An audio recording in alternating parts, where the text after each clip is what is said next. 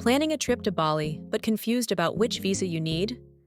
With visa-free entry, visa on arrival, tourist visas, and the digital nomad visa, it can feel overwhelming. In this guide, I'm breaking down every Bali visa option for 2026. By the end, you'll know exactly which visa is right for you. Let's dive in. Section 1. Visa-free entry. Let's start with visa-free entry, also called the Visa Exemption Arrangement. Who qualifies? Only citizens from 10 ASEAN countries: Brunei, Cambodia, Laos, Malaysia, Myanmar, Philippines, Singapore, Thailand, Vietnam, and Timor-Leste. Some sources also list Brazil, Turkey, Suriname, Colombia, and Hong Kong. The details: this is completely free. You arrive at the airport, present your passport, and you're in for 30 days. However, this is only for tourism. You cannot work, even remotely. You cannot extend this visa. And when your 30 days are up, you must leave Indonesia. Requirements: passport valid for 6 months, proof of onward travel, and proof of accommodation. Bottom line: if you're from an eligible country staying under 30 days for tourism, this is perfect. But for any flexibility, you'll need a different visa. Section 2. Visa on arrival, VOA. Next is the visa on arrival, the most popular tourist option. Who qualifies? Citizens from 97 countries, including the US, Australia, UK, all European countries, Canada, India, China, Japan, and South Korea. 2 ways to apply. Get it at the airport VOA counter when you land, or apply online beforehand. Online is faster. You get a QR code via email, and immigration scans it when you arrive. The cost: 500,000 rupiah, about 50 Australian dollars or 35 US dollars. Duration: 30 days initially, but here's the key advantage. You can extend it once for another 30 days, giving you a total of 60 days. Extensions cost around $35 plus agent fees. What you can do: tourism, business meetings, attending conferences, and transit. You cannot work or earn income in Indonesia, even remotely.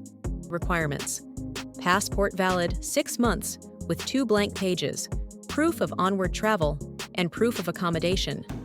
Important: the VOA is single entry only. If you leave Indonesia, your visa becomes invalid and you'll need a new one to return. Bottom line: for tourists staying up to 60 days, the VOA is perfect.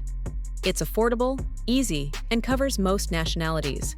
Apply online to skip airport queues. Section 3. C1 Single Entry Tourist Visa. If you need more than 60 days, the C1 Single Entry Tourist Visa, formerly called B211A, is your option. Duration: 60 days initially, extendable twice for 60 days each time. That's a total maximum of 180 days, 6 full months. Application: you must apply online before traveling at the Indonesian immigration website.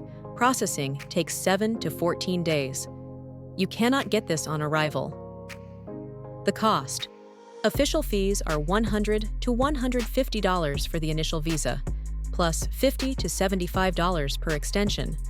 Most travelers use visa agents who charge $400 to $600 total for everything.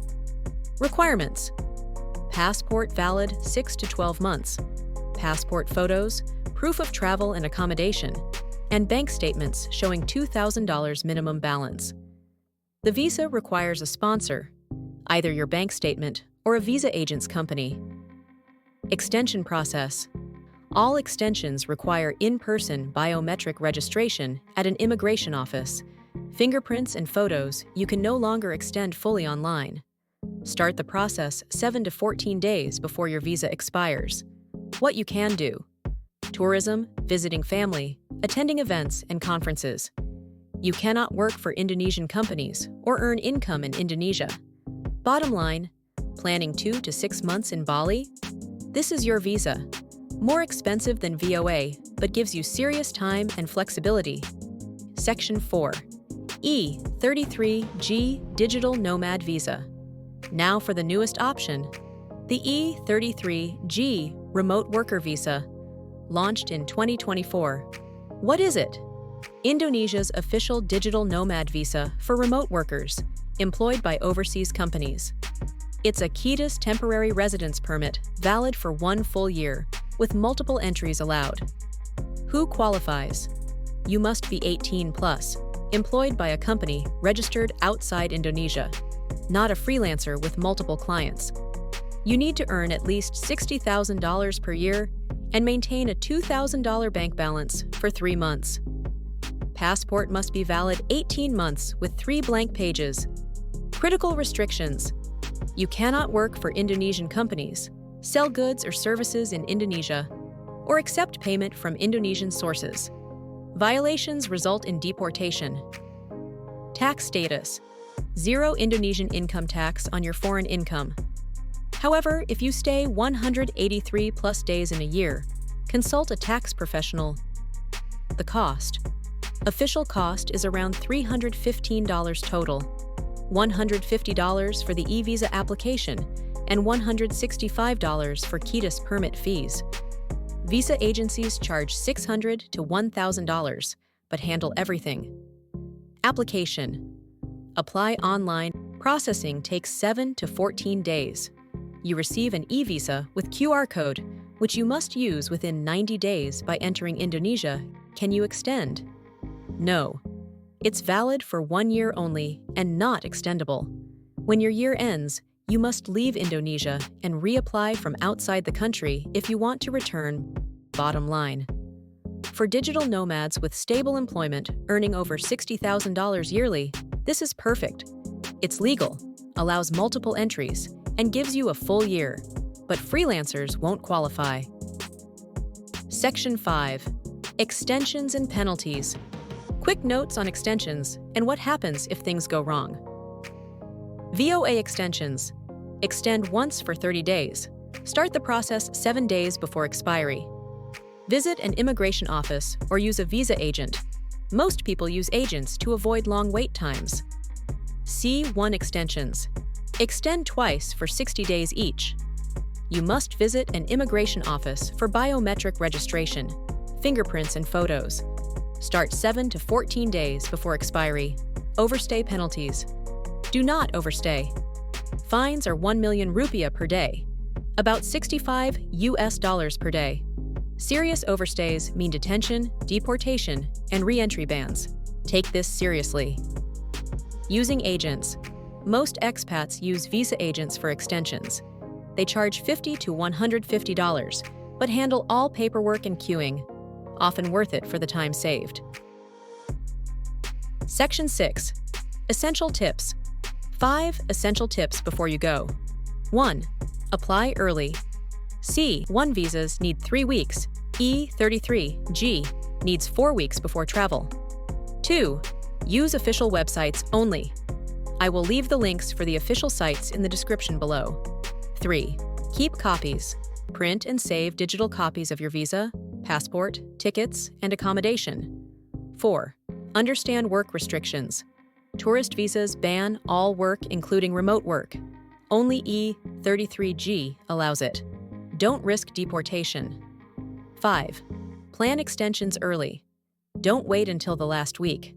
Immigration is busy and biometrics take time.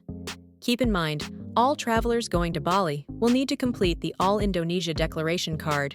What it is: a mandatory free online form combining customs, health, and immigration declarations. When to complete it? Within 72 hours before arrival. What you receive: a QR code to save or print that immigration scans after baggage claim. Important note: it's separate from your visa and mandatory for all travelers. Fallback option: can be done at the airport but causes delays. Travelers must also pay the Bali tourist levy, valued at 150,000 Indonesia rupiah, which is around 15 Australia dollars. And there you have it, everything you need to know about Bali visas in 2025. You now know exactly which option fits your situation. Please note that all official sites will be linked in the description below, so make sure to check that as well. If this helped you, hit that like button, subscribe for more Bali travel guides, and click the bell to get notified when I release a new video. Also, make sure to grab my ultimate travel planner in the description. It includes everything you'll need for a safe and smooth travel experience. Thanks for watching, and I'll see you in the next one.